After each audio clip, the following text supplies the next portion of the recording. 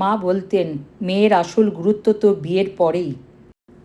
তখন হাসতাম আর মনে মনে ভাবতাম মা আমাদেরকে ভয় দেখাচ্ছে।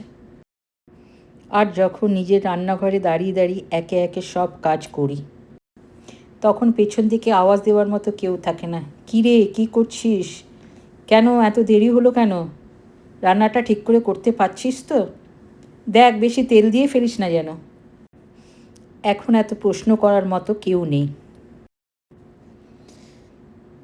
নিজের খাবারের থালাটা নিজেকেই সাজিয়ে নিতে হয়। এখন আর কেউ বলে না, কী রে এতটুকু নিচ্ছিস কেন, আর একটু নিবি? এতে তোর পেট ভরবে তো? মায়ের সেই সব কথাগুলো এখন মনে পড়ে যায়। পুরনো সব কথা এখন শুধু স্মৃতি হয়েই বেঁচে আছে।